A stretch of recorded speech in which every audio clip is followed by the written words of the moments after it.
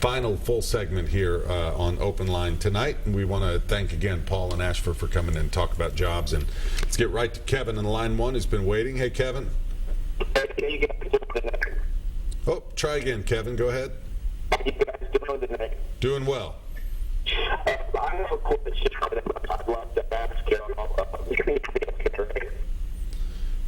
Can you understand? I'm having trouble with your signal there, Kevin.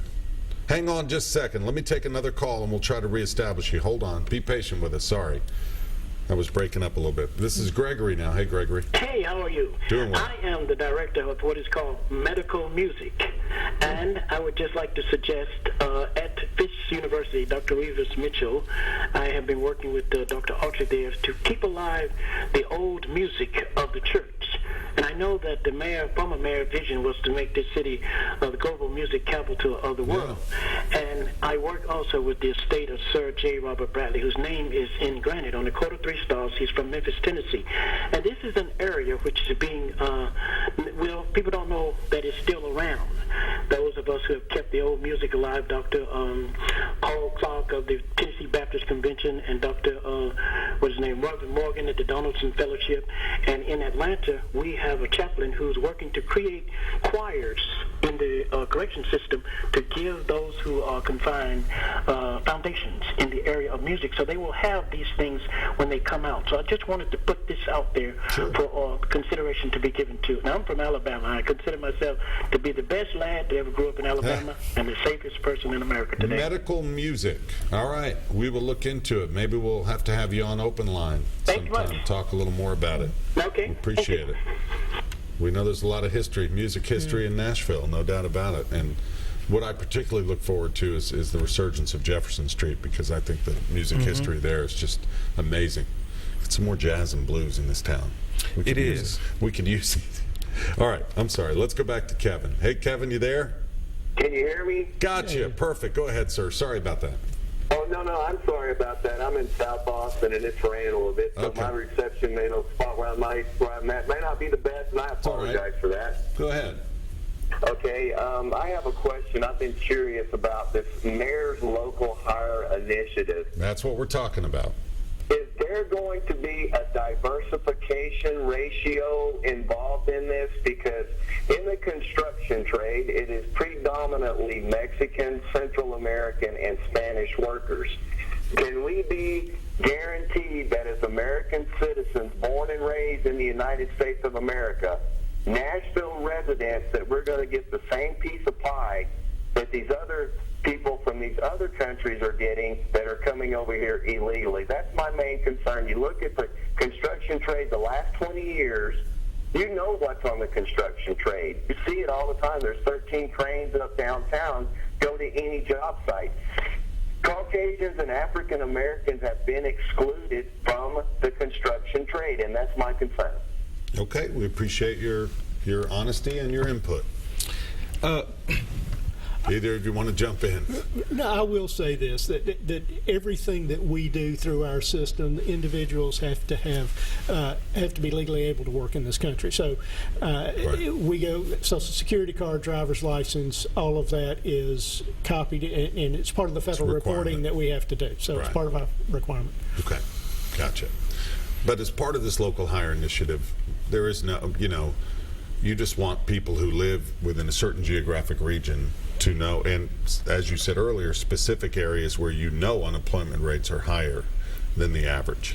Exactly. To give them the opportunity to say, here's an option for you if you're out there looking. What we're going to do, and following back up on Paul, is bring in those individuals, whether they be black, white, Latino, Kurdish, what have you, that can prove they're a Davidson County resident. We're going to make sure they get in and get on this 40% opportunity, but hopefully they can also branch out into other forms of the construction industry.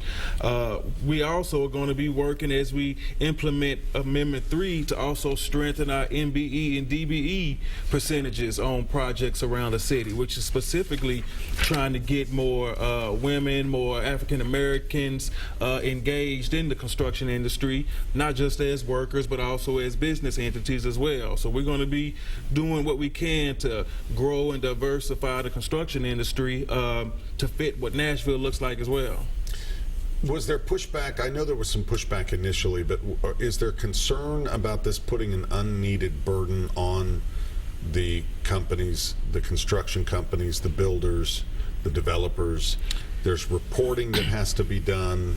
Was that discussed in the meetings? That definitely was discussed. That was before we sit down and really hashed out what that looked like. Contractors already have to do a certain level of reporting, right. But that's where it comes in, where NCAC is going to be able to help us to kind of be that individual and have that tracking system along with the procurement office to really track to make certain what the industry is doing is regulated, make sure everybody has the same reporting system to be able to get back the information that the mayor needs to see to prove that this program is working well. Right. And so that's key, that they all have the same reporting system. It is. And we study consistency. Right. We study what happened in other cities that had the same type of amendment, Milwaukee, Cleveland, and what they had was the same tracking system that contractors essentially all had to be using at the same time, which did not add another person they had to hire. It was just another spreadsheet that they had to make certain that they filled out properly. Right.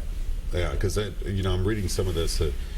Some contractors won't get paid until the report's provided, and failure could be considered a breach of contract. So I mean, there's some stipulations in there. You want them to fill out those reports and do it correctly the first time too. And this is talking with the leaders in the construction industry.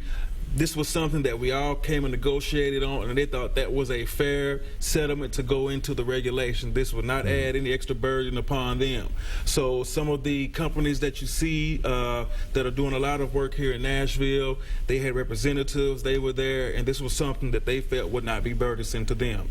Because when we take a step back and look at what we're actually talking about, starting off, Amendment 3 is just dealing with Metro-funded projects, just Metro-funded projects. Sidewalks that you see, sometimes we may build a construction center or a ballpark, but mostly smaller Metro-funded projects for right now. All right, we're going to take our final break. Have a pen and paper ready. When we come back, we're going to put up that phone number for the Career Center. You want to jot it down, folks, and take advantage. Some great resources out there for you. Stay with us. We'll be right back.